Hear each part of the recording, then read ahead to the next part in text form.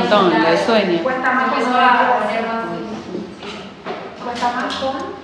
No sé, como cuando no nos vemos, como los parciales, que al principio era como cada O sea, es difícil. Bueno, se empieza como a acercar el parcial, ¿no? Sí. Acá venimos bastante bien, venimos con un ritmo interesante con los textos. La clase que viene yo no puedo venir, va a venir Silvina Rojas a reemplazarme y ella va a seguir con los textos que siguen. Si ella avanza, como quedando que va a avanzar, vamos a llegar bastante bien a tener una clase de repaso el 30, ¿sí? Es decir, una semana antes del parcial, ustedes ya van a tener las preguntas. ¿Sí? Y el viernes previo al parcial, el que quiere puede venir, pero bueno, el que no también puede no venir y quedarse estudiando, porque a la mañana siguiente tiene que venir a cursar no aprendí. Entonces mi idea es tratar de llegar a que podamos el 30 tener la clase de repaso de todos los temas, que ustedes vengan con las preguntas ya más o menos contestadas y que veamos acá las dudas. Si ustedes ya les había contado eso y ya en otros espacios que el parcial es alguna de esas preguntas que les mandan ahí. ¿Están al tanto del taller de escritura que hay mañana? Es mañana. No, no es mañana. Ya pasó. Yo lo vi tarde. No, es el 24 del 5. No pasó. ¿Qué es el 24 de mayo. ¿Qué es 24? 24 de mayo a las 11. Eso, el taller de escritura académica, sábado 24 de mayo a las 11 en el aula 101. Ustedes siguen, me estoy quedando sin voz, así que vamos mal. Ustedes siguen al Instagram de la cátedra o el Facebook de la cátedra. No, yo se los recomiendo, se los voy a anotar ahora acá, porque ahí todo el tiempo se sube. Se sube la información de las cosas. Es así. ¿Cómo escribir en el examen? ¿Cómo redactar? Cómo leer las preguntas y cómo redactar. Ah, ¿qué bien. ¿Y dónde? Sí, son 3 horas. Ay, bien. Ahí está posteado el flyer que armaron precioso con el taller. Los datos. ¿Está bien? Pero más allá de eso, hay, en general se postean algunas cosas que están buenas que ustedes estén marcando. Bueno, ¿se acuerdan dónde habíamos quedado? ¿Dónde estábamos? En más cuando desayunes, ¿no? Habíamos terminado con las visualizaciones, ¿no es cierto? Quedamos en lo de la fundación. Eso, porque habíamos avanzado con las 2 cartas de Freud a Fries, donde él empieza un poco a preguntarse por lo que viene formando hasta acá. ¿Se acuerdan? Yo les había anticipado ya que estábamos como dando el paso hacia el segundo paradigma, ¿sí? Esta unidad, que es la unidad C, ya es el segundo paradigma. Si ustedes agarran el programa, cosa que es muy recomendable que hagan cada tanto. Por ejemplo, ahora que empezamos un nuevo módulo, ¿sí? El módulo C se llama Síntoma y Fantasía Inconsciente. ¿Sí? Pueden leer los contenidos que tenemos que desarrollar acá. Los 2 textos que vimos, las 2 cartas, ya son parte de este paradigma, este nuevo paradigma. Dice el pasaje del trauma a la fantasía, en el origen un germen de emoción sexual. Esa frase está en la de las cartas que leímos, ¿se acuerdan? Que Freud decía, ¿qué pasó en la infancia? No pasó nada, solo un germen de emoción sexual. Y entonces ya empieza a ser como una relectura de su propia formulación del trauma psíquico. ¿Sí? ¿Se acuerdan que el trauma psíquico era el tiempo 1, el tiempo 2, la escena 1, la escena 2? Él empieza a plantear que en la escena 1, en el tiempo 1, ¿qué pasó? Nada, solo un germen de emoción sexual, que en el tiempo 2 se articula una fantasía. En esas cartas, Freud le anticipa a Fries que todos los desarrollos que él va a estar haciendo sobre el trabajo del sueño van a ser la vía de acceso al inconsciente. Ese sueño, vía de acceso al inconsciente. En ese punto estamos. Entonces, en la clase de hoy vamos a trabajar los puntos que siguen, que es contenido manifiesto y contenido latente, el trabajo del sueño, mecanismo de formación del sueño como paradigma de la formación del síntoma. Esos son los temas de hoy, ¿sí? Si ustedes van a ver, ahora en el programa y van viendo que yo voy siguiendo el programa al pie de la letra, con los textos y los temas. Y si ustedes leen el programa y yo me paso algún tema, me lo dicen, entonces yo no me lo olvido y lo trabajan. Bien, entonces, estamos en ese punto donde en estas cartas Freud anticipa a Fliss que el trabajo del sueño, ¿sí?, es lo que a él le va a permitir seguir pensando el trabajo de la formación de los síntomas neuróticos, ¿sí? Estas son conferencias de introducción al psicoanálisis, entonces son sencillas de leer. Es un Freud que está tratando de explicarle a quien no supone que sabe psicoanálisis. Son conferencias que dan en 1915, pasaron del tomo 1 de las cartas y del tomo 3, que es nuevas puntualizaciones, pasan 15 años. ¿Sí? Ese tramo que Freud en el texto le dice a Fliss, hay un trecho que tengo que recorrer todavía, uno podría decir un trecho, es tan solo 15 años. No, mentira, él fue haciendo otras cosas del camino, pero nosotros estamos haciendo un salto temporal importante. Sin embargo, él va a estar acá trabajando de un modo bastante sencillo en este punto, son conferencias. En el programa nosotros tenemos pautado trabajar la 7, la 9 y la 11. Estamos haciendo el mismo chiste que ya en a mí me causa gracia, que es como cuando uno mira una serie y ve el capítulo 7, 9 y 11. Entiende, pero hay cosas que se perdió. Entonces empezás a tratar de... Entonces, hay cosas que ustedes pueden, si quieren, leer. Por ahí no ahora que están con el parcial en la cabeza, pero en algún momento leer todo esto de las conferencias, porque hay cosas que ahí va retomando, ¿sí? Que si uno no leyó lo anterior, un poco se pierde en lo que están haciendo. Se entiende, ¿no? Viste que hay series que uno puede estar viendo las aplicadas y se entiende. Es decir, nosotros no vamos a hacer una lectura muy minuciosa, sino que vamos a ir extrayendo de estas conferencias los temas que les interesan conversar. Entonces, la primera que tenemos que trabajar, ¿sí?, que es la 7, él va a trabajar en esta conferencia contenido manifiesto y pensamientos oníricos latentes. Como ya copiaron el Instagram, ¿no es cierto? Entonces ponemos contenido manifiesto y pensamientos oníricos latentes. ¿Qué entienden ustedes por contenidos manifiestos? El sueño. Lo que recuerda. Claro. El relato. Sí. Entre el sueño en sí y lo que se recuerda, lo que uno dice, ¿sí? Es el relato del sueño. Que por supuesto, el relato que uno hace es de lo que uno se acuerda, de lo que soñó. O sea, estaban bien las dos respuestas, pero ¿no? Hay algo del relato, lo que vamos a decir en el texto, también, ¿sí? Freud va a decir que tomar el texto del sueño a la letra, que es lo que uno soñó. Y por pensamientos oníricos latentes, Como lo que decía, esto no tiene importancia. las ocurrencias van a ser lo que van a aparecer acá. En el intento de llegar de una cosa a la otra. Las ocurrencias van a estar a partir de los elementos manifiestos, ¿no? Las asociaciones, las ocurrencias que van a intentar ir en esa dirección. Como el motivo. Rechazamos.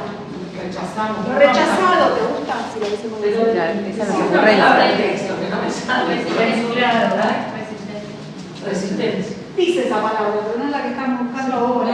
No vamos a llegar a esa. De Lo lo latente, ¿qué le suena con lo latente? que está por... Incipiente. Un poco menos que incipiente. Insistente. Insistente tampoco. Es lo oculto, ¿sí? El motivo. Lo oculto, lo desconocido, lo que no se sabe. Lo que no se sabe, pero Freud va a decir no se sabe, pero se sabe, ¿sí? ¿sí? Es lo no sabido, pero que al mismo tiempo el paciente hay que Claro, saber. ahí es donde aparece el inconsciente. Exacto, el inconsciente. ¿Sí? Y lo que va a decir en estos textos, en este texto, es que va a decir es lo inconsciente por el momento. Sí. Cuando nosotros decimos inconsciente por el momento, cuando uno aclara por el momento es porque supone que en otro momento va a pasar otra cosa, porque si no, no aclara por el momento. Si yo te digo tengo sueño por el momento, tengo hambre por el momento, es que después por ahí no voy a tener más hambre, ¿no? Es decir, hay algo de lo, ¿no?, que se va a modificar. Acá lo menciona así, dice es inconsciente por el momento. Vamos a ver qué relevancia tiene que lo diga así y por qué lo señala. De hecho, es una palabrita que está resaltada por él mismo, él solo la pone inclusive. Cada vez que en un texto de Freud tenemos que él mismo se ocupa de poner alguna palabra resaltada de ese modo, más vale prestarle atención. Entonces, él viene de trabajar en las conferencias anteriores sobre las operaciones fallidas, ¿sí? Él está armando una serie, que es la que a nosotros también nos interesa, que va a ir. En principio nosotros venimos trabajando el síntoma, ¿no? Hasta ahora nos metemos en el síntoma. Y sin embargo, él ahora empieza a trabajar los sueños, ¿sí? Y viene a trabajar las operaciones fallidas, los fallidos, y podemos decir también en esta serie van a estar los olvidos. No, voy a cortar. Los olvidos. El sueño, ya puse el sueño fallido, olvidos, puede ser que están en el chiste, ¿sí? Todas estas formaciones del inconsciente, él las va a nombrar como la psicopatología de la vida cotidiana. Va a decir, la psicopatología de la vida cotidiana es la búsqueda de todos estos mecanismos inconscientes, ya no en lo patológico, sino en lo cotidiano, en la vida normal, ¿no? Todos soñamos, todos tenemos fallidos, todos tenemos olvidos. ¿Sí? Los recuerdos encubridores, ¿no? También interesante, venimos a hablar de los recuerdos y él va a empezar a hablar de los recuerdos encubridores. Veremos que eso es lo que van a trabajar con SIN la próxima, ¿sí? Venimos de trabajar con el síntoma, en la noción del trauma como causa, ¿sí? El trauma estaba ligada a recuerdos, ¿sí? Recuerdos que él planteaba en un tiempo 1, un tiempo 2, la prepup, la pubertad, ¿sí? En términos de recuerdos como causa, ¿sí? Y decíamos que él se empieza a hacer una pregunta con el estatuto de estos recuerdos y empieza a trabajar el sueño. Dice, el sueño me va a permitir entender esto, ¿sí? Y del sueño él empieza a ubicar el contenido manifiesto y los pensamientos oníricos latentes, y lo que va a ir diciendo es que a partir de las ocurrencias, que es el trabajo de interpretación, ¿sí? Es el trabajo de interpretación, va a permitirle llegar de uno a otro. Al trabajo que va desde los pensamientos oníricos hacia el contenido latente, hacia el contenido manifiesto, perdón, es decir, al relato del sueño, al sueño en sí mismo, él lo va a nombrar trabajo del sueño.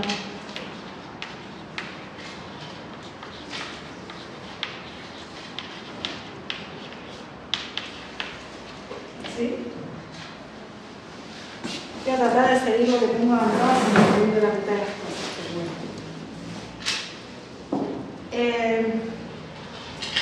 Entonces, la técnica de interpretación, que es la que va a llevar a que el paciente diga sus ocurrencias a este trabajo, lo que va a permitir que a partir del contenido manifiesto surjan los pensamientos ocultos, ¿sí? Las formaciones sustitutivas, es decir, que está pensando también al sueño, al igual que habíamos visto en el síntoma, como una formación sustitutiva, ¿sí? Es también una formación sustitutiva. ¿Sustitutiva por qué? Porque está en el lugar de esta otra cosa que no se sabe, que está oculta.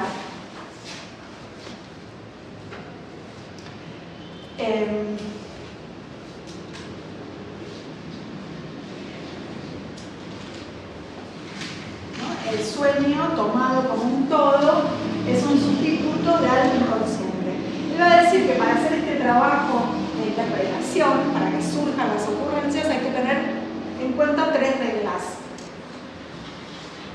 Una primera y fundamental es que jamás de los jamases a este relato, a este texto o el contenido manifiesto, son modos de nombrar lo mismo, ¿sí?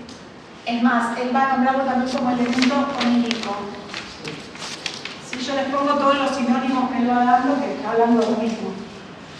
¿Sí? Pongámosle, hablemos del relato.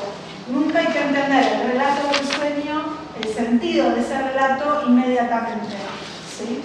Él trabaja en este texto un sueño muy sencillito, donde dice que una mujer, una señora, una dama, creo que dice una dama, un caballero, pero entonces habla de una dama, recuerda un sueño de su infancia. Lo tomo porque es muy sencillo, muy fácil y no quiere ni de cuentos, entonces no me equivoco tan fácil con nosotros, termino diciendo cualquier cosa. El relato, el sueño de esta mujer es que ella sueña que el gran Dios tiene puesto un bonete puntiagudo. ¿Vos lo leíste?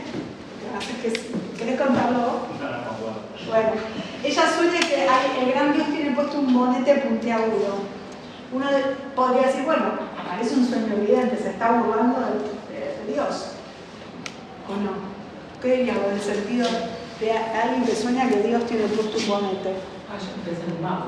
Bueno, piensa a Dios como un mago, ¿no? A mí se me ocurrió decir, bueno, si vos lo pensás a Dios como un bonete, te estás un poco burlando, ¿no? De Dios, de los creyentes, lo estás haciendo pasar medio por payaso a Dios. Ese podría ser una lectura rápida del sentido del relato del sueño. Lo que dice Freud, yo no puedo saber nada del relato del sueño de otra persona. Para saber algo del relato del sueño de otra persona, hay que pedirle a esa persona, es decir, al soñante, que diga que se lo ocurre. Y que diga que se le ocurre no tampoco el relato como un todo, sino tomando elemento por elemento. Entonces, si ahora tomamos, por ejemplo, el relato de este sueño, podemos decir qué elementos tiene Dios, bonete, puntiagudo, ponele. Entonces, esta mujer toma primero bonete y va a traer un recuerdo. Cuando empieza a hablar del sueño, dice, se me ocurre, me acuerdo, no se me ocurre, me acuerdo, cuando era chica, en la mesa familiar nos sentábamos con mis padres y mis hermanos y yo me la pasaba mirando a ver cuánta comida le habían puesto mis hermanos y cuánta le habían puesto a mí.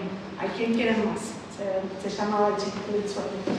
No podríamos decir, bueno, la niña que de chiquita estaba todo el tiempo atenta a la cantidad de comida que ponían sus padres a ella o a sus hermanos, estaba atenta a eso. Entonces, ¿se acuerda que qué hacen los padres? Le ponen un bonete para tratar de que ella no pueda ver el plato de los hermanos. Entonces, bonete que aparece en el sueño la lleva hasta el recuerdo de la infancia. Ahí está como se llama un elemento y ese elemento lleva un recuerdo que solo ella puede tener, ¿no? O sea, nadie que escuche ese sueño puede suponer que a algunos padres se les pudo haber ocurrido semejante cosa, ¿no? O sea, mamá se me hubiera ocurrido por un bonete. María, yo creía que la directiva trataba de ponerle la misma cantidad, cosa que no es posible.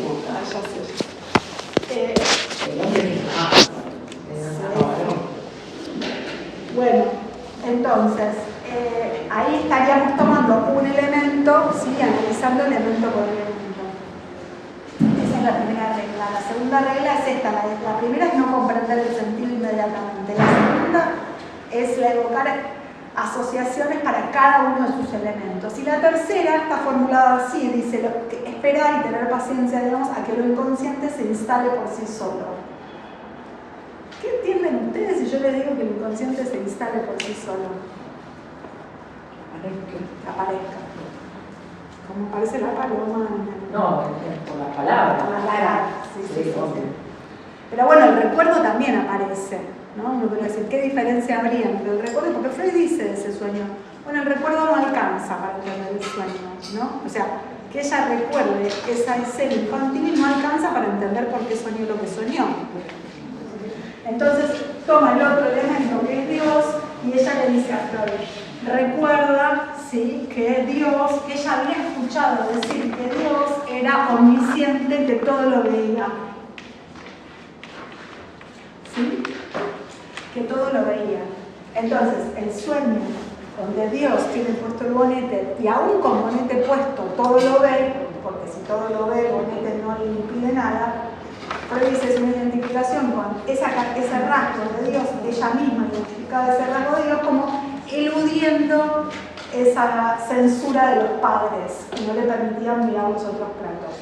Ese sería el punto donde aparece este elemento inconsciente, ¿no? Ese deseo inconsciente, ¿sí?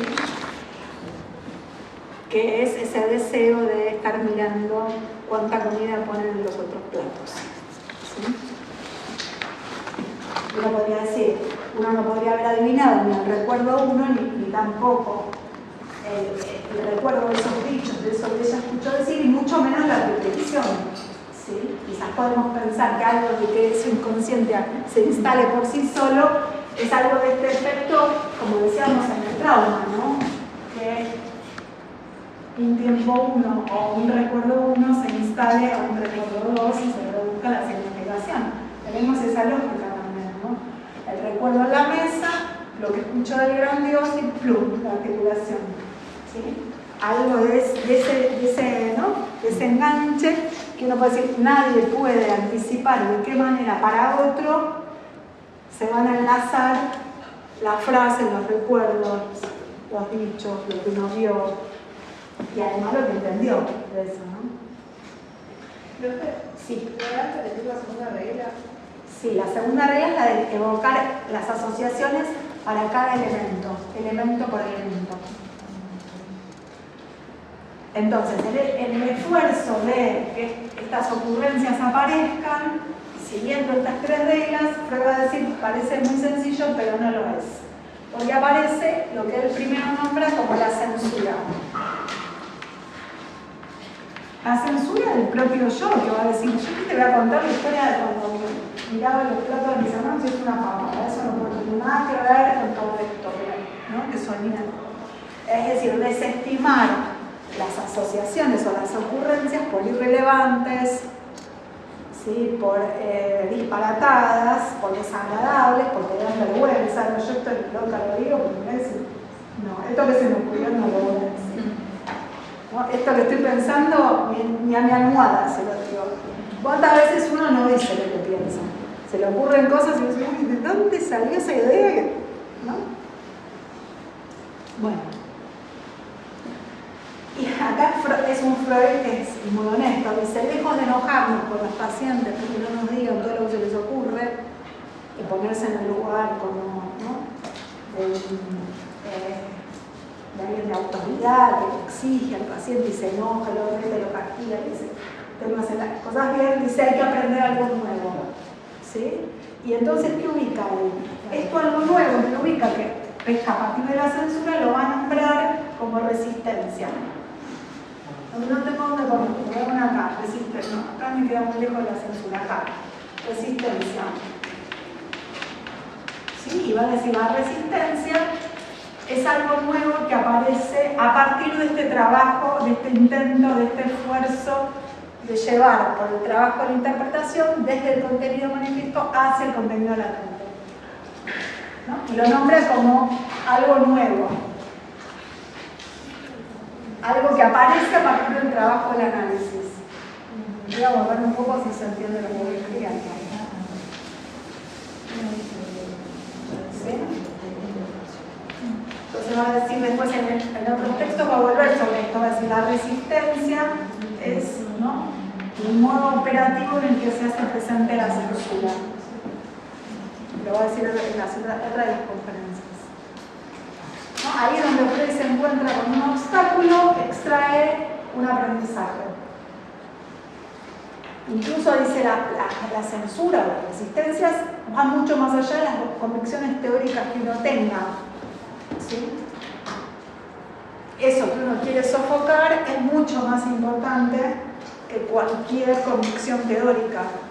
¿Sí? Si por más que uno estudie todos los tomos de Freud y se sepa todo el psicoanálisis de pe a pa, no es que eso va a evitar que la resistencia aparezca. La resistencia va a estar igual, ¿sí?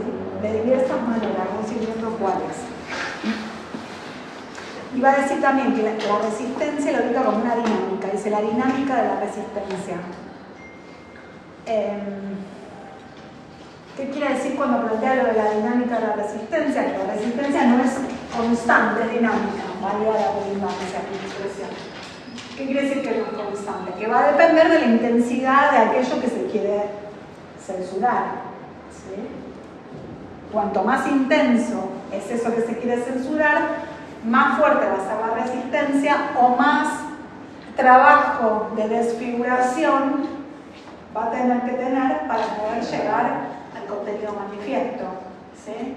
Eso es la dinámica. Sube y baja en función de la intensidad. Uno podría decir en los sueños infantiles, como es el caso de esta mujer, que en realidad lo cuenta de adulta, pero fue un sueño de infancia, no hubo mucha desfiguración, no hubo mucho trabajo de desfiguración, ni mucha resistencia para acordarse.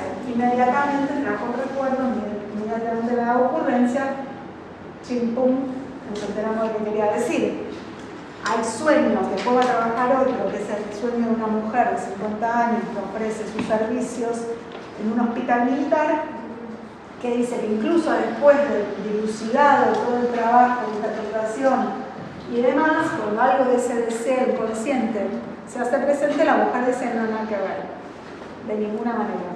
¿Sí? Es decir, hay un rechazo de eso incluso después del trabajo de interpretación. Igual no te va a cantar. Acá, ¿vamos bien? La intensidad de la censura depende también de algún otro factor, o sea, la intensidad de la resistencia depende de... Sí, dice que hay otro factor, ahora que me lo preguntás me lo acuerdo. Dice que también depende de la rigidez de la persona, ¿no? Hay personas más flexibles y personas más rígidas. Si quieren podemos hacer un nexo, un puente entre esto y lo que vimos la clase pasada con las nuevas puntualizaciones y ubicar, por ejemplo, en una neurosis obsesiva, en el punto donde hay ese periodo de escrupulosidad, ¿sí? De moralidad, un rechazo completo de todo lo que tiene que ver con lo inconsciente que se reprimió, no va a haber mucha posibilidad y flexibilidad de poder hacer un trabajo de análisis que permita volver a eso. Más bien va a haber una rigidez importante, ¿sí? Por ejemplo. ¿Sí? Entonces depende de la intensidad, pero también depende del modo de defensa frente a eso. En la neurosis obsesiva, en ese punto, podríamos decir la defensa está difícil. ¿Sí? Profe, y por ejemplo, bueno, ya dijiste que era una pequeña adelantada, pero el sueño este de la señora que se va a ofrecer básicamente y demás, que en estos murmullos que ella escucha cuando va a decir como las cosas más explícitas. No, pero la pregunta era que eso también se debe a esa rigidez que estás diciendo ahora de la persona, ¿o no? Bueno, en realidad podríamos pensar que en el caso de la señora se debe así, a la rigidez y a la intensidad, las dos cosas. No se excluyen, los dos factores están. ¿Sí? Pero sí, para una mujer de 50 años que en los términos de Freud era una vieja chota, básicamente, hay que decirlo, para Freud en esa época una señora de 50 años que ya tenía nietos y que estaba casada de toda la vida y demás, tenía un deseo libidinoso en torno a los jóvenes militares en un hospital, era un montón reconocer eso, ¿sí? Era un montón. Uno podría pensarlo con cualquier deseo que no irrumpe y que a uno lo confronta con algo que está en contra de cierta moral, ¿sí? O ciertos ideales de la vida, ¿no? Bueno, hay que poder soportar hacerse cargo de eso, ¿no? Y poner con trabajo y estar dispuesto a decir, bueno, sí, ok, algo de eso hay, ¿sí? Están las dos, no es que es una u otra. Quiero ver si me faltó algo de esta, si no estaríamos pasando la 9. Había un sueño dentro de esta séptima conferencia que también estaba bueno lo de que mencionaba todo el tiempo la palabra apresurado. Yo ahí como que lo pude entender mejor más lo que quería decir con ese sueño. Bueno, tomémoslo, está en la página 111, el sueño que vos estás diciendo, es el del que van al teatro. Sí, en la página 109, pero en una cosita más y ahora vamos ahí. está explícito lo del contenido manifiesto, lo que el sueño cuenta, y el pensamiento latente del sueño, aquello oculto a lo cual debemos llegar persiguiendo las ocurrencias. ¿Sí? Le señalo esto pensando en el parcial. Ahora seguimos con la clase. Vamos al sueño. El sueño que vos decís está en la página 111. ¿Sí? Está tratando de explicar la figurabilidad en imágenes. Porque él va a decir que este trabajo, ¿sí? El sueño tiene distintos mecanismos. Los vamos a ir viendo de a poco. En la otra conferencia lo va a poner el acento en otros, en este toma este, pero básicamente van a ser el desplazamiento, la condensación, la figurabilidad en imágenes y la elaboración secundaria. Esto está en la 11 en realidad. ¿Sí? También va a decir que entre los pensamientos latentes y el contenido manifiesto hay una serie de relaciones. Pero vamos a ir al sueño que ella propone, que es cierto que cuando uno toma un ejemplo ayuda a comprender un poco más de lo que estamos hablando. Entonces, esos 4 puntos son la censura. Son los mecanismos de los que se sirve la censura para producir la desfiguración. ¿Sí? Como si fueran las estrategias de la censura. Los modos en los que la censura se hace operativa. La censura produce desplazamientos, condensaciones, figurabilidad de imágenes y la elaboración secundaria. Después vamos a ir al detalle de cada una de ellas. ¿Sí? La censura se sirve de todos estos mecanismos para lograr la desfiguración de los contenidos latentes e inventarse un contenido manifiesto que se transforma como en una especie de traducción en un lenguaje indescifrable para la persona. Serían resistencias también. Las resistencias es lo que aparece para evitar las ocurrencias que permitirían hacer el camino inverso. ¿Sí? ¿Qué dice ahí Con desplazamiento, condensación, figurabilidad de imágenes y elaboración secundaria. ¿Sí? Es un camino y otro, ida y vuelta. Uno anda y el otro desanda.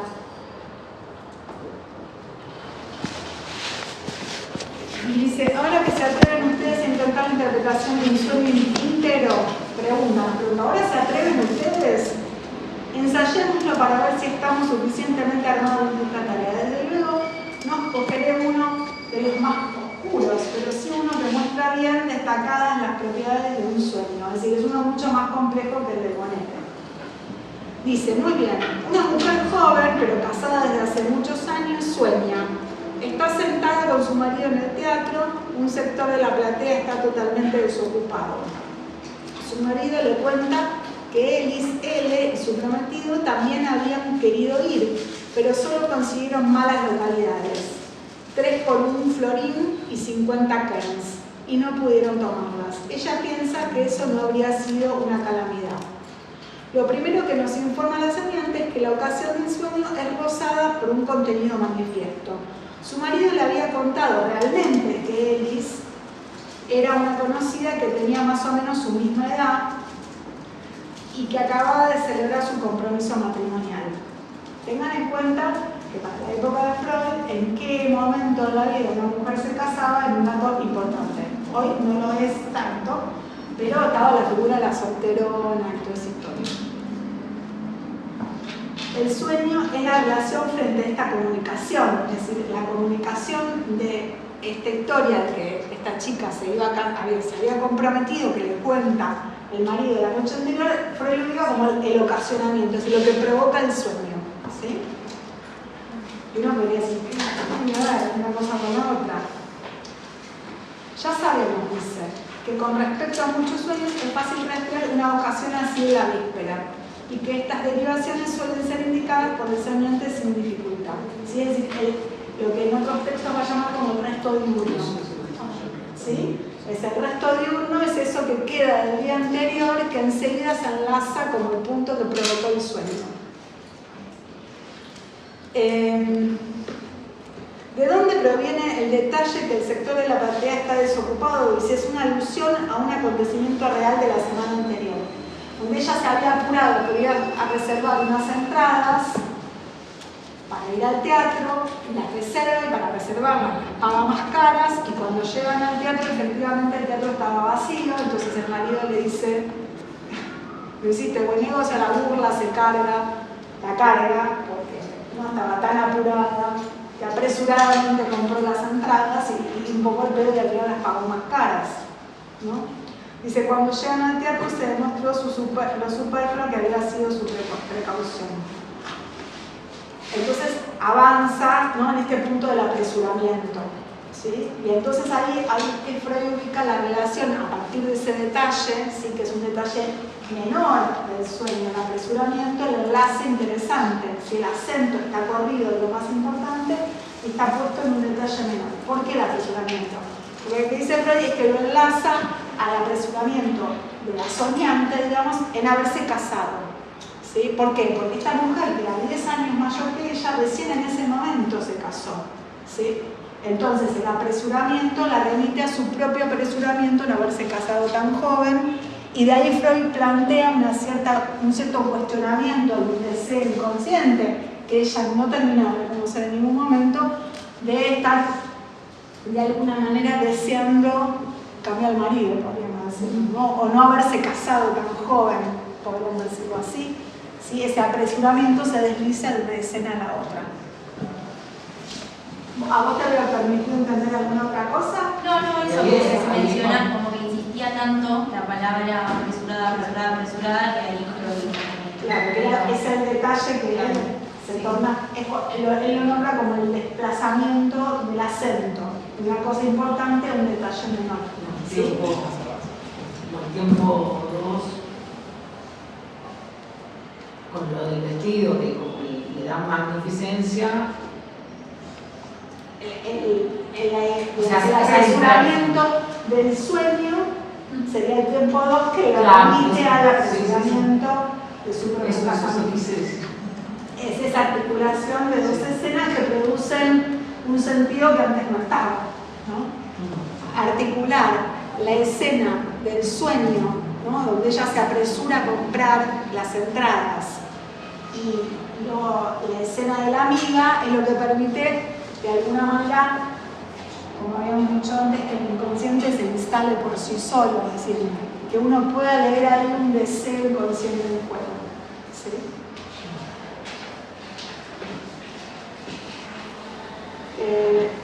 ¿Qué más? Bueno, acá en este texto él va a mencionar que hay distintos modos de relación posibles entre el pensamiento latente y el contenido manifiesto, que lo voy a ver así, pero es parte de lo que estamos diciendo. Uno es la parte por el todo, una parte por el todo, la alusión, la figurabilidad, plástica de imágenes, es decir, que los sueños, las imágenes es lo más preponderante, y las referencias simbólicas. Y en este punto plantea estos modos de relación entre el contenido latente y el manifiesto.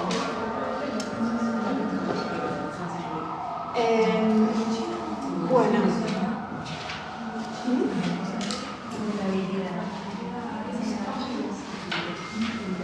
Relación de masa entre ambos campos, en cuanto al sentido del sueño y la conducta de la soñante hacia él. Desde este sueño dice, ella se asombra y dice, no sabía que despreciara tanto a su marido, tampoco sabe por qué habría de despreciarlo así.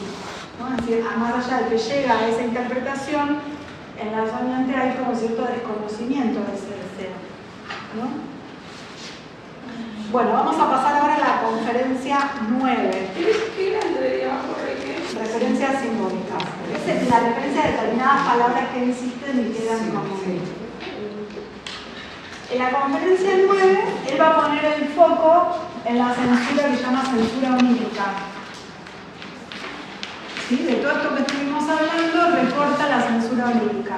¿Sí? En la conferencia 7 hace un panorama general, y en esta va a poner el centro ahí, la censura onírica. En la conferencia anterior, que era 8, él viene a trabajar los sueños de infancia, ¿sí? Entonces arranca a las 9 tomando las conclusiones del anterior. Entonces va a decir que él pescó a partir de los sueños de infancia dos cosas del sueño que son muy importantes. Una, que el sueño funciona como el guardián del dormir. Ahora vamos a explicarlo un poquito, ¿no? Y la otra, que en los adultos se produce el cumplimiento desfigurado o alucinado de un deseo. ¿Sí? En el soñante, dice Freud, quedan inhibido el polo perceptivo y el polo motor, toda la libido vuelve al yo, ¿sí? Y para poder dormir, los deseos se satisfacen de modo alucinatorio, ¿sí? El sueño es un modo de la satisfacción de esos deseos inconscientes y alucinatoriamente que lo que permiten es el dormir, ¿sí? En la infancia va a decir que también es así, que también hay un trabajo de sueño por más mínimo que sea, incluso dice a veces es el solo hecho del pasaje de lo desiderativo a lo indicativo, es decir, de quiero comer un helado a me como un helado, estoy comiendo un helado.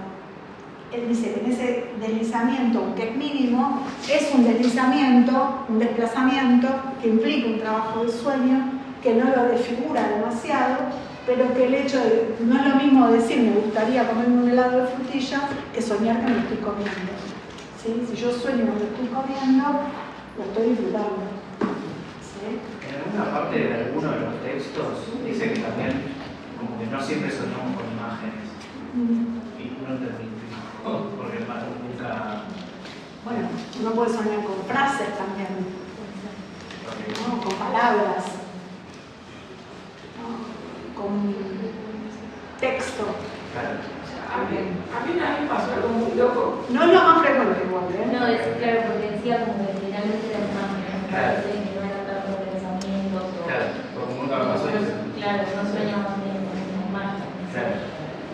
Es que siempre lo recuerdo que uno tiene Siempre hay un sueños. relato que está transformando en imágenes. Lo que pasa es que él está planteando en relación a esto que ubicamos como el relato, ¿sí? De a poco y cada vez más en esta conferencia y sobre todo en la siguiente, por eso yo les puse el texto, que es un texto que se figura en imágenes, pero es un texto, ¿sí? Por más que aparezca, por eso él pone el acento en la figurabilidad en imágenes. Él dice, es un texto que se transpone, ¿no? Se traduce en imágenes, como en el lenguaje arcaico. ¿Ustedes alguna vez jugaron el diálogo con mímica? Es eso el trabajo del sueño. Hay un texto, el título de una película, que uno intenta representarlo en imágenes. ¿Sí? Y lo que va a decir en esta conferencia, o en la otra, ya me las mezclo. Cuando lees un libro. Bueno, cuando lees un libro es un texto, pero empezás a imaginártelo. La película no es más que un texto hecho imagen, podríamos decir. Cuando uno se hace, ¿cómo es que se dice? Cuando se hace un texto, una película. El guión, cuando se guiona un texto, una novela, se pasa un texto escrito a imágenes, ¿no? Un guionista hace eso y un director de cine también. Sobre todo es más evidente cuando toma además el texto de otro, ¿no? Entonces lo que está planteando Freud es que detrás de todo sueño, más allá de su presentación en imágenes, en ese punto de la figurabilidad de imágenes, hay un texto, hay palabras. Lo que yo les estaba por decir es que él pone mucho el acento en esto, y en la conferencia, creo que es en la 11, él lo va a ligar también a los lenguajes arcaicos y todos estos mecanismos que él empieza a ubicar en relación al inconsciente, el desplazamiento, la condensación, la figurabilidad, la elaboración secundaria, podríamos decir que también, que es hablar en un sentido global, son mecanismos que él ubica en relación al inconsciente, pero que anticipan lo que la lingüística después va a formular como los mecanismos del lenguaje. Ustedes usaron semiótica, semiología, Saussure. ¿Recuerdan algo de eso? El significado, el significante, la articulación, el funcionamiento del lenguaje. Freud se anticipa en su tiempo a esto, porque la lingüística todavía no estaba desarrollada, y sin embargo él estaba pescando este funcionamiento. ¿Sí? El funcionamiento del texto, de las palabras, y cómo se combinan, se desplazan. Él empieza a hablar de las asociaciones intrínsecas o extrínsecas, lo dice también acá. Las intrínsecas él las menciona como cuando están ligadas al sentido.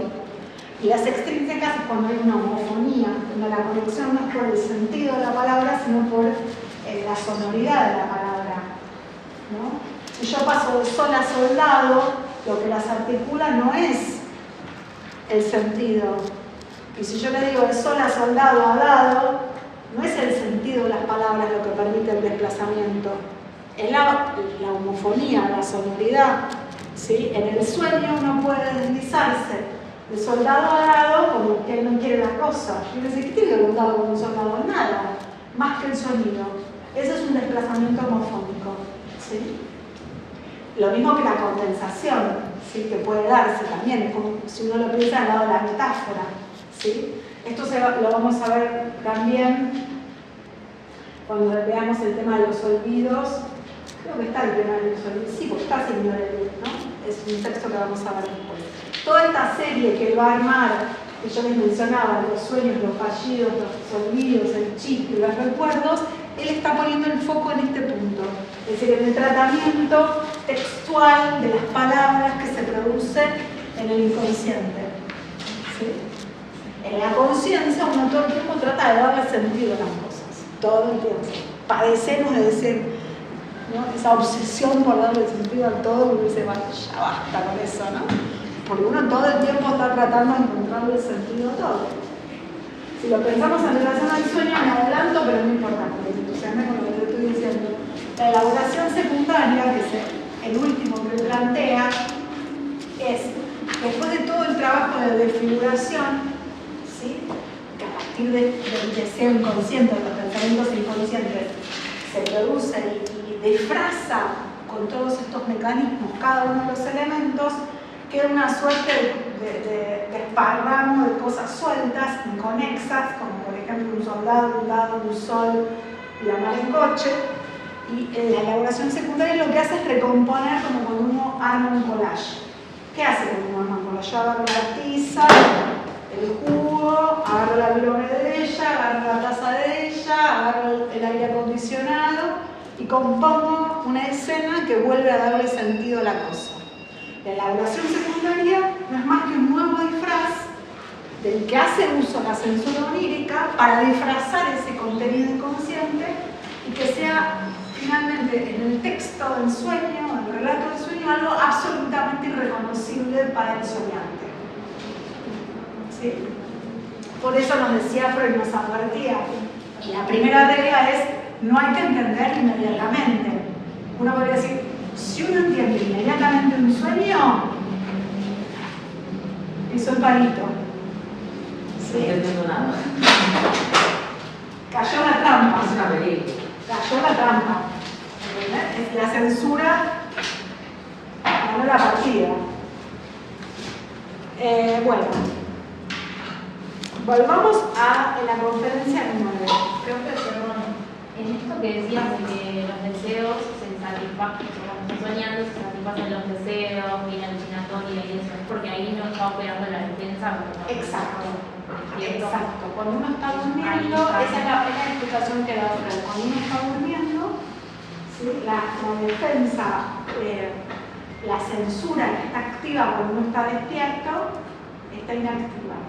Porque lo que ocurre es que Freud se lo explica así, como el polo motor y el polo perceptivo, si uno no, y además está quieto, la posibilidad de la realización concreta de esos deseos es imposible. Entonces le da vida libre a esa realización alucinatoria. Y también esto que decías de que se puede como conciliar el sueño o el dormir, es porque no está operando la defensa también. Como que podés dormir porque no estás... Está operando otra, digamos, un modo de defensa también, ¿sí? Porque la censura está, vos fíjate que no es que el deseo pase inmediatamente, Sí. hay todo un trabajo, o sea, cuando uno está durmiendo no es que está apagado, hay un trabajo, ¿no? Y el sueño es la manifestación de eso, por eso a Freud le interesa, porque uno está durmiendo, cree que nada está ocurriendo, y el lo psíquico sigue funcionando. El Si no sueño, leeríamos directamente el contenido y sería más fácil. si no uno se levanta, No sabe que es esa sueño, defensa que se hace. Ya se solucionó, ya se sabe qué es. por eso cuando uno se levanta y se da cuenta de lo que soñó, muchas veces es esto de dónde salió. Sí, O sea, no soy yo no pude nunca jamás haber soñado lo que acabo de soñar. ¿Sí? Perdón, pero me pasó hoy antes de leer el texto que tuve un sueño, pero loquísimo. Y dije, no puede ser lo que soñé. Y me puse a leer el texto justo de los sueños. ¿Lo fue? Yo hace 3 noches soñé que acuchillaba apasionadamente a alguien y ahora no voy a matar a nadie, pero me desperté y después pensé porque había soñado. Bueno, nada, hubo la cosa, yo sé cuál fue la cosa, no se los puedo contar, pero es un montón. Pero, Bueno, capaz que había visto una película y te ninguna película. Ninguna Pero yo película. te estoy quedando loco. O sea, seguramente hubo algo, sí, restos diurnos, lo que pasa es que lo que Freud indica es que el resto diurno es el ocasionamiento. Sí. Es como cuando, ¿se acuerdan cuando hablábamos del ocasionamiento del síntoma? El ocasionamiento del síntoma no es la causa. No. ¿Está bien? El ocasionamiento es lo que lo despierta. La causa está en otro lado. Si no hay que confundir el ocasionamiento con la causa. Es el nexo, digamos. Es lo que lo provoca en el momento. Podemos decir como cuando ubica la neurosis actual. La neurosis actual es lo que activa la neuropsicosis de defensa. ¿Sí? Es el elemento actual que enciende el fuego. Es lo que te lleva a saber por qué. Es lo que activa un poco todo el trabajo. El disparador, digamos. El disparador. Acá podemos ubicar, ir al sueño este que también mencionábamos de la señora, la vieja del 50. Sí, sí, que dice, es una mujer que va al hospital militar y le dice a la guardia en la entrada que le es preciso hablar con el médico en jefe, menciona un nombre que es desconocido para ella porque quiere prestar servicios en el hospital. Ahí tenemos la cuestión de la alusión, ¿no? ¿Qué quiere decir prestar servicios? Lo interesante es que dice, al decirlo, acentúa la palabra servicios, está esto de, ¿no?, del desplazamiento del acento también, de tal modo que el suboficial cae enseguida en la cuenta de que se trata de un servicio de amor. Pícara la señora. Pero como mujer se da... Bueno, pero como yo la entiendo. Pero como es una mujer, como es una mujer dada, tras algunas vacilaciones la deja pasar. Pero en vez de llegar hasta el médico, dice, se ve dentro de una sala espaciosa y sombría en que muchos oficiales, ya no son muchos, y médicos militares están de pie sentados en una larga mesa. Se dirige con su propuesta al capitán médico, quien en las pocas palabras ya comprende, ¿no? Hay un clima, ¿no?, de que se entiende lo que me ha dicho.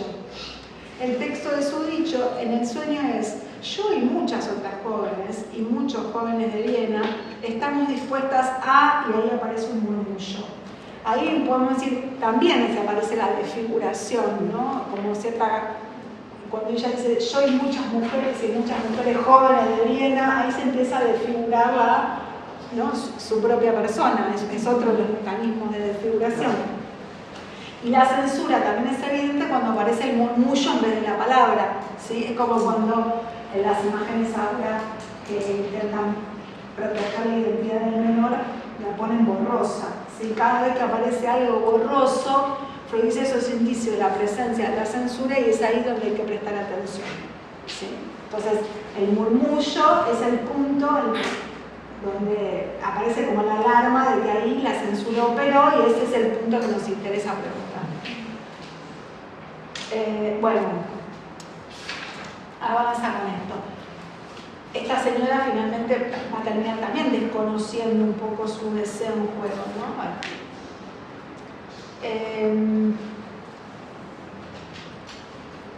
Bueno, acá lo van a mirar como la desfiguración por omisión, modificación o reagrupamiento, va hablando de distintos modos. En un momento en la página 130, que es un poquito más adelante, se pregunta ¿Contra qué se activa la censura? Dice, son tendencias de naturaleza repudiable, inconciliable, ético, estético y socialmente. Pero dice que uno no puede desconocer que existen en lo humano estas tendencias, ¿sí? Que están, que aunque a uno no le caigan simpáticas, no puede, ¿no?, meterlos abajo de la alfombra y hacerle cuenta que no existen, que la única manera es darles lugar y ponerlas al trabajo, finalmente, ¿no?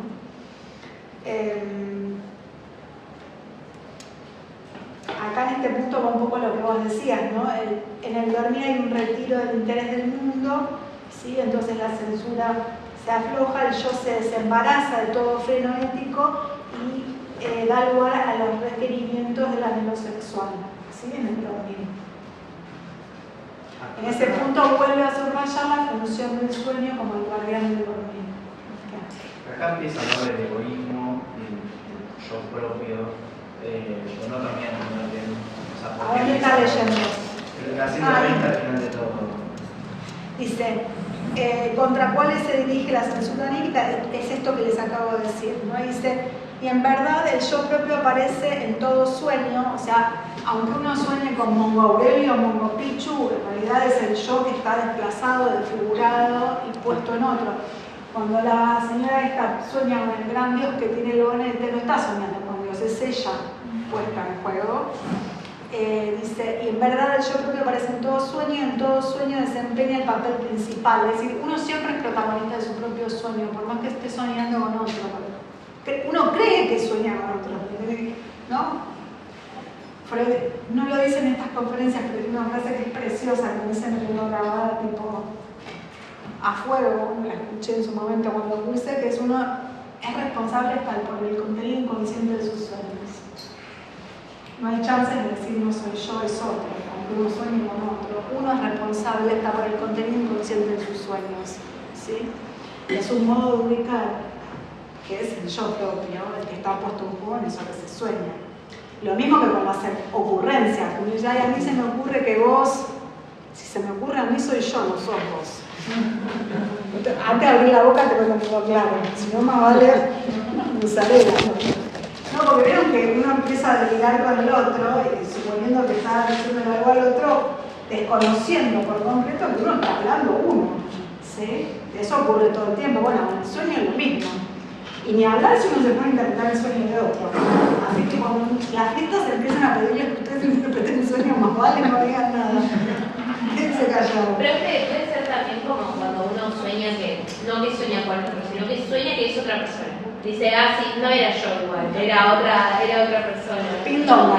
Claro, no, aunque sepa, mira, escucha cómo dice, vamos a ir con la pregunta de él. Aunque sepa ocultarse muy bien lo que hace al contenido manifiesto. Sí. Ese sacro egoísmo, a eso lo referimos, del sueño no deja, por cierto, de relacionarse con la actitud que se adopta para dormir, ¿sí? Que consiste en que el retiro de interés respecto de todo el mundo exterior, que es lo que charlábamos antes, ¿sí? El egoísmo es eso, el retiro de todo el mundo exterior. El egoísmo es el interés exclusivo en lo propio, ¿sí? El sueño es la realización de eso, del retiro de todo el interés. Dice, el yo desembarazado de todo freno ético sabe también adherirse a todos los requerimientos de la vida sexual, una frase que yo les había recortado. Y un poquito más abajo dice, en el párrafo siguiente, no olviden que él tiene la función inofensiva y aún útil de preservar la perturbación al dormir. Acá no me están preguntando por algo, y les voy a decir que es una pregunta que vale la pena hacerse, que es las pesadillas. Yo no me sé, no me acuerdo de eso todavía. Lo tengo tan manifestado, Ya tuviste una resistencia. Sí, la de chica. pesadilla uno podría decir, ¿qué pasó con el guardián? Se durmió. Profe, por ejemplo, en las parálisis del sueño, más de paro está el guardián todavía, ¿no? Porque, o sea, ya ni el cuerpo está protegiendo, digamos. Bueno, las parálisis del sueño, Para mí son más conscientes en la parálisis del sueño. Bueno, en la función de Leonard salió esta Freud no habla de las parálisis del sueño, pero yo en la otra función les contestaba mi interpretación del asunto, que es cómo sabes que estás despierta y no que estás soñando que sabes que estás despierta.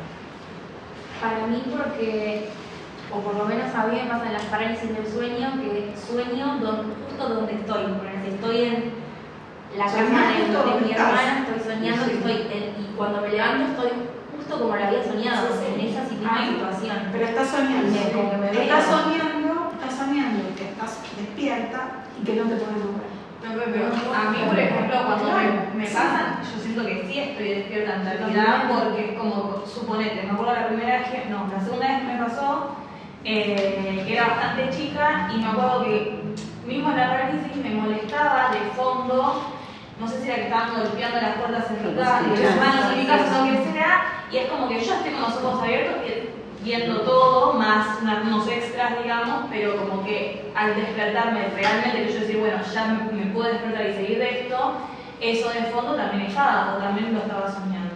No, pero se te mete en el sueño. Se te mete en el sueño. Por ejemplo, Se te mete en el sueño. cuando uno tiene ganas de hacer pis mientras Claro. está durmiendo, y sueña que va a volver a hacer pis. Claro. Hay algo de lo perceptivo que puede entrar en el sueño y el trabajo del sueño lo incorpora como un elemento más. Hay un sueño muy complejo para analizar, que trabaja en realidad Lacan, que lo que sueña con un hombre que está velando a su hijo muerto, ¿sí? El padre no ve Esqueardo, al señor que lo estaba cuidando se le cae la vela, se le incendia el ataúd y él siente el olor a humo y a partir del olor a humo sueña que el hijo le dice, padre, no ves Esqueardo. ¿Sí? Es decir, en el sueño entra el olor a humo, pero en vez de despertarse inmediatamente sueña eso. Es difícil de interpretación, no quiero entrar ahí, pero quiero entrar en el punto donde el humo entra en el sueño y él sueña con eso y se hace parte. ¿Sí? Hay algo de eso, que entra en el sueño, entra como un elemento más que entra a la trama de lo que se está soñando. ¿Sí? Claro, pero sensorial lo seguís teniendo. Lo que Por pasa supuesto. Por los ojos. Hasta que Yo no te tuve despiertas. y tuve sueños que después daban cuenta de situaciones que habían pasado en terapia intensiva. Igual la soñaste. Claro, yo la soñé. Yo soñé una guerra porque era un ruido. Después vas como hilando. Pero todo lo de afuera se te mete por algún lado. Lo que sí podemos pensar por lado de la pesadilla, y para mí hay algo de la parálisis del sueño que está cerquita de eso. Vuelvo a decir, en mi lectura, no es que lo esté leyendo de frente directamente, que es que en la realización de este deseo inconsciente, ¿sí? Donde la censura está dormida, podríamos decir, el deseo avanza, ¿sí? Y si eso se acerca demasiado a punto de algo realmente insoportable, uno se despierta, y ese es el punto de la pesadilla, ¿sí? Entonces uno podría decir, uno se despierta para seguir soñando, para no llegar a ese punto, ¿sí? De eso que hubiera confrontado con lo realmente insoportable, inaceptable. Entonces podríamos decir, el sueño es el guardián del dormir, pero tampoco de Hulk. Es decir, también tiene su límite, ¿no? Es decir, hay un punto donde la desfiguración posible por la censura como trabajo del sueño tiene sus límites. En la otra comisión me tiraron una expresión que me gustó, es la pesadilla es un fallo en el trabajo de desfiguración, ¿sí? En la posibilidad de desfiguración y de traducción a algo irreconocible, ¿sí? Como si hubiera acercado demasiado la cuestión a eso que es mejor que... Sí, para mí en esto de que siempre se cumple un deseo, en la pesadilla también como que de algún modo te estás permitiendo sentirte, no sé, o angustiado o mal, que quizás conscientemente no te lo estás permitiendo. Te cumpliría con un cierto deseo, satisfacción. Cumple con un deseo, sí, con un deseo que se torna perturbador, sí. Claro. Y cuando te despertabas es porque no, ¿qué habías dicho? Y porque se está a punto de fracaso, Nunca iba a poder operar la defensa. fracasa la defensa. Es un fracaso El despertar. No el despertar. Para seguir Bueno, operar para que soñando. vos no te choques contra eso. Claro, para seguir soñando. Podríamos para decirlo seguir así, creando es un fracaso en la defensa del sueño y entonces uno se despierta y empieza a activar la defensa consciente. Uno prende la luz, se fija a ver si hay alguien, empieza a decir si estaba soñando, uno empieza a tratar de alarmar la escena de la realidad para aliviar eso. Claro, aparece que esa defensa consciente. Claro, que estaban dejadas de lado porque uno dormía. Bueno, Acá ya no me activa la otra. sí, algo así, digamos. Esto está. Bueno, en este texto plantea que hay tres premisas, en la página 132, que es que el sueño tiene un sentido, no el sentido inmediato de esa lectura rápida, sino un sentido inconsciente, ¿sí? Que está determinado por una cuestión inconsciente. Un sentido lícito transferir el estado hipnótico al normal, la existencia de procesos anímicos inconscientes por el momento, que todas las experiencias están sujetas a un determinismo inconsciente. Qué mal, me demoré un montón, veníamos bien. Bueno, voy a apurar. Igual vimos un montón. Acá en esta conferencia termina con un punto fundamental que está cerca de lo que estamos hablando igual, que es tomando este punto, ¿no?, de las tendencias oscuras, ¿no?, que dice no podemos desconocer que existen, que son parte del humano. Dice en la página 135, un poquito más adelante, llegando al final, existen procesos, tendencias de los que uno no sabe nada, absolutamente nada, desde hace mucho tiempo y aún nunca se ha sabido nada. ¿Sí? Hay algo de esto no sabido, de lo que no se sabe, que no es que se reprimió y se olvidó, es que nunca se supo nada. ¿Sí? Se está acercando a lo que en algún momento va a nombrar como el olvido del sueño, eso que es imposible de, ¿sí?, hacer consciente, o lo reprimido primordial. Entonces, en ese punto acá lo va a nombrar como lo inconsciente permanente, ya no por el momento, como habíamos dicho antes, sino un permanentemente inconsciente. Esta es la conclusión de esta conferencia. ¿Sí? Digo, estábamos cerquita de esto porque estábamos hablando del punto de la pesadilla, ¿no? El punto donde el sueño fracasa, donde hay algo de lo permanentemente inconsciente que está ahí. Paso a la conferencia 11, nos quedan 15 minutos.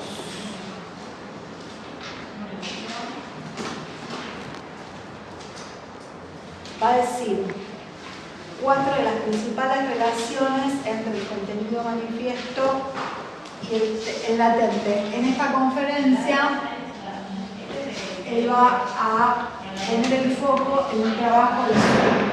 ¿Sí? El trabajo del sueño va en esta dirección, desde los pensamientos oníricos latentes hacia el contenido manifiesto. Va a decir que ahí hay 4 relaciones fundamentales, que ya las mencioné en realidad.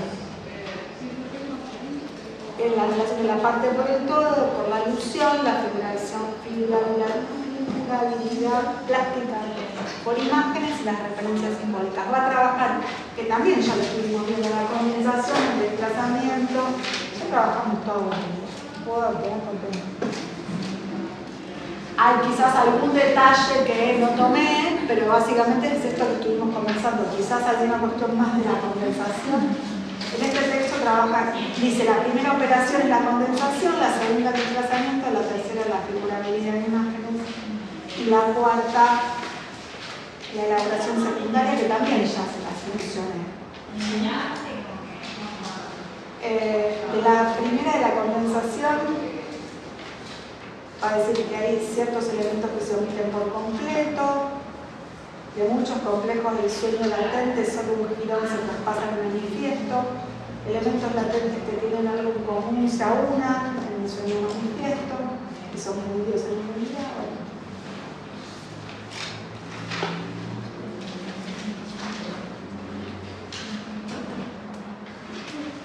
Acá hay un punto en la 158, dice, más bien preferiría reconducirla a factores mecánicos o económicos, pero en cualquier modo la censura se beneficia de ella. De ahí yo leo esto que te contestaba vos, ¿no?, que estos mecanismos, más bien económicos o mecánicos, son los que toma la censura, ¿no? Ahí lo dice de esa manera, la censura se beneficia de estos mecanismos. ¿Sí?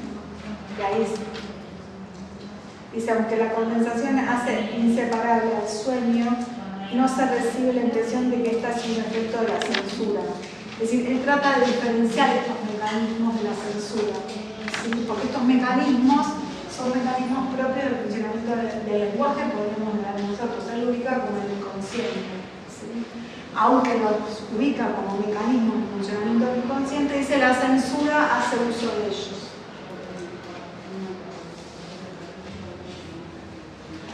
Bueno, la segunda ubica el desplazamiento. Todo el trabajo del desplazamiento va también a generar que este contenido o el relato sea algo absolutamente extraño o indescifrable. La tercera es la de la figuración en imágenes visuales, la figuración palabra.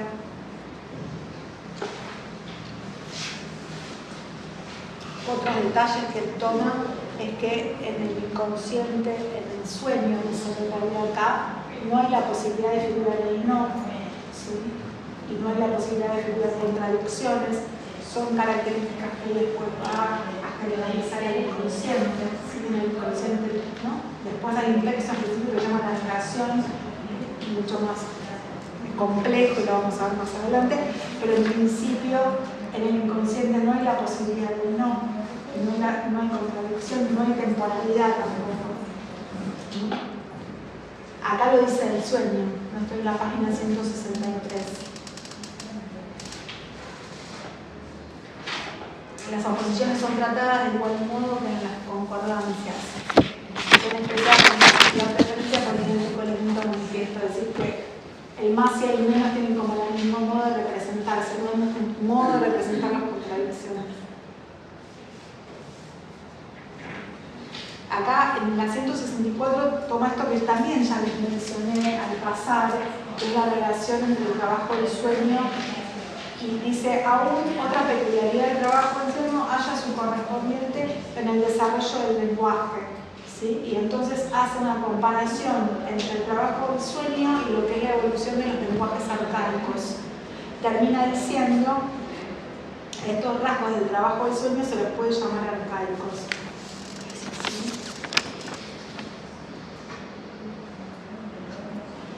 Y ubica el trabajo del sueño, aplica a los pensamientos un tratamiento regresivo, les hace revertir su evolución y en el curso de esta regresión tiene que dejarse de lado todo lo que se sobreañadió como conquista nueva en el desarrollo progresivo de las imágenes. Ese es el trabajo regresivo en imágenes nuevas. A esto lo nombra trabajo del sueño. En el último punto, en la página 166, desarrolla lo que yo les mencioné de la elaboración secundaria. No puede, dice, las operaciones que hemos enunciado se agota su actividad y no puede hacerse más que condensar, desplazar, figurar prácticamente y someter después a todo una elaboración secundaria.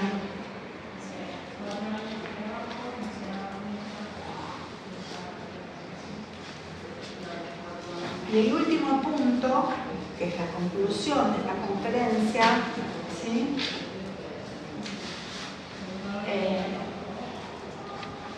Estoy en la página 67, y va a decir, el trabajo onírico es un proceso de índole sumamente singular, ¿sí? Del que hasta ahora se han llegado a conocer homólogos en la vida anímica. Tales condensaciones, desplazamientos, transposiciones regresivas de pensamiento en imágenes son novedades cuyo conocimiento ya compensan con largueza los empeños psicoanalíticos. ¿Sí? Ven como él dice, estos son descubrimientos del trabajo del sueño. Pero los paralelismos con el trabajo del sueño ya toman nota ustedes de los nexos que se han descubierto entre los estudios psicoanalíticos y otros campos, en especial en el desarrollo del lenguaje y en el del pensamiento. Esto que les decía antes. Vislumbrarán apenas el alcance más vasto de estas intelecciones y les digo que los mecanismos de formación del sueño son paradigmáticos respecto del modo en que se generan los síntomas neurológicos. Sí, ese es el punto de conclusión. Va a decir, todo esto es un caso paradigmático del modo en que se generan los síntomas neuróticos. ¿Sí? Es el punto de conclusión de todo esto. Arrancamos con los síntomas, la formación de síntomas como sustitutos, ¿no? Ahora lo corré, que habíamos puesto en relación a el síntoma, ¿se acuerdan que veníamos trabajando? La idea de que el síntoma estaba el recuerdo, ¿sí? Teníamos el recuerdo. Ahora, igual el recuerdo, porque teníamos que poner, tenemos un relato, un texto que está determinado de la misma manera que el sueño. ¿Sí? El recuerdo, podríamos decir, también es un texto. ¿Sí? Y ese texto, está conformado y es paradigmático del contenido manifiesto. Ese es el paralelismo que está haciendo. ¿Sí? El relato que él encuentra por debajo del síntoma es el paradigma que permite entender la relación en relación al trabajo del sueño. Entonces, ¿el qué está diciendo? Que todo esto que él desarrolló para el sueño le sirve para entender el síntoma. Y está diciendo un montón, porque está diciendo, todo esto no es algo patológico, no es algo que le pasa solo a aquellos que tienen una patología hereditaria y síntomas y son neuróticos. Todo esto es el funcionamiento normal de la neurología. Cada vez está más cerca de decir el síntoma es una formación normal, ¿sí? O como puede pasar a todos, ¿sí? Y está también muy cerca de este punto de decir que el recuerdo es más bien un relato o un texto que va a tener como causa, en los términos en los que lo formula acá, un deseo inconsciente. Un deseo inconsciente permanentemente inconsciente. Digo, es un montón lo que va diciendo. Volvamos a la formulación de la teoría del trauma. Y ahora pasemos a la teoría del deseo inconsciente permanentemente. Hay un deslizamiento enorme a nivel conceptual. Voy a dejar que dejan sus preguntas para la próxima que va a haber disciplina.